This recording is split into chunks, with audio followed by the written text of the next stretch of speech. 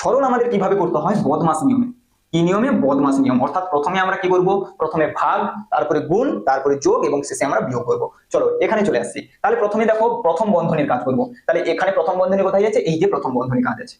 তাহলে প্রথম বন্ধনী মানে ওটা হচ্ছে একটা দরজা। প্রথম বন্ধনী একটা দরজা, দ্বিতীয় বন্ধনী একটা দরজা, তৃতীয় বন্ধনী একটা দরজা। এই দরজাগুলোকে তালা দিয়ে আটকানো আছে। সেই তালা খুললে ওই দরজাগুলো খুলবে। তাহলে তালা মানে কি? এই যে যোগ বিয়োগ গুণ ভাগ এগুলোই হচ্ছে তালা। এই যোগ করে দিলে তালাটা খুলে যাবে, ভাগ করে দিলে তালাটা খুলে যাবে। তাহলে এই প্রথম বন্ধনী অর্থাৎ প্রথম দরজাটাকে আমরা খুলবো।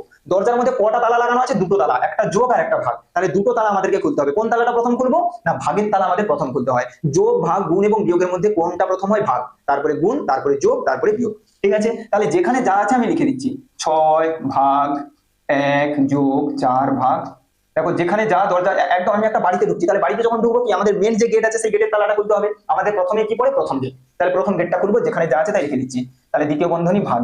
এবারে প্রথম বন্ধনীর মধ্যে কি আছে? দুটো তালা আছে। প্রথম দরজাতে দুটো তালা লাগানো আছে। তাহলে প্রথমে আমরা কি করবো? ভাগের তালাটা খুলবো। 4কে 2 দিয়ে ভাগ করলে কত হবে? 4কে 2 দিয়ে ভাগ করলে 2 হবে। সেই 2 এর সঙ্গে যদি 1 যোগ করি কত হবে? 3 হবে। আমি একসঙ্গে করে দিলাম, তোমরা চাইলে আলাদা আলাদা ভাবে করতে পারো। তাহলে 4কে 2 দিয়ে ভাগ করলে 2, সেই 2 এর সঙ্গে 1 যোগ করলে কত হয়? 3। আমি এখানে নিয়ে এসে বসিয়ে দিই। ব্যাস, আমাদের প্রথম দরজা খুলে গেল, তাই আর প্রথম বন্ধনী দিলাম না। চলো এবারে আমাদের বাড়িতে ঢুকতে আরো তো দরজা আছে। এবারে প্রথম দরজার পরে এবার আমরা দ্বিতীয় দরজাটাকে খুলবো। দ্বিতীয় দরজাতে যদি খেয়াল করো, এখানেও দেখো দুটো তালা লাগানো আছে। একটা হচ্ছে যোগের তালা আর একটা হচ্ছে ভাগের তালা। তাহলে এই ক্ষেত্রে আমাদের ভাগটা প্রথম হবে। তাহলে 3 আর 3 ভাগ বলে, 3কে 3 দিয়ে ভাগ করলে কত হয়? আমাদের 1। সেই 1 এর সঙ্গে 1 যোগ করলে আমাদের কত আসবে? 1 আসবে। ব্যাস, চলো এবারে চলে আসছি। 6 ভাগ।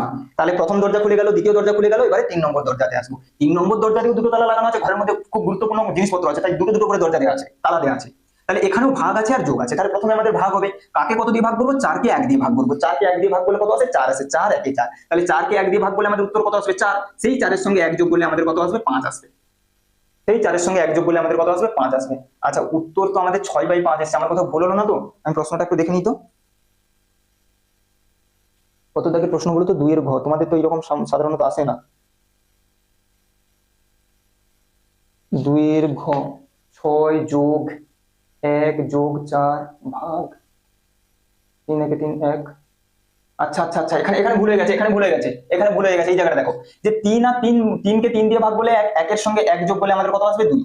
এটা কোনো ভুল নয়, কিন্তু আমি এটা কেন আমার মনে হলো এটা ভুল বলতো না? তোমাদের যেহেতু পঞ্চম শ্রেণীতে তোমাদের এইরকম ভাগগুলো আসবে না, সেই জন্য আমার মনে হলো যে নিশ্চয়ই আমার কথা ভুল হয়েছে। এবার দেখো ভুলটা কোথায়? এই যে 3কে 3 দিয়ে ভাগ বলে 1 এর সঙ্গে 1 যোগ করলে 1, অর্থাৎ 1 এর সঙ্গে 1 যোগ করলে 2 হবে। এবারে চলে আসছি এই জায়গাটা, তাহলে আমাদের কত হবে? দেখো দেখো, 4কে 2 দিয়ে ভাগ করলে কত হবে? 4কে 2 দিয়ে ভাগ করলে 2, 2 এর সঙ্গে 1 যোগ করলে এটা কত হয়ে যাবে? 3 হয়ে যাবে। 6কে 3 দিয়ে ভাগ করলে 2 আমাদের সঠিক উত্তর হয়ে যাবে।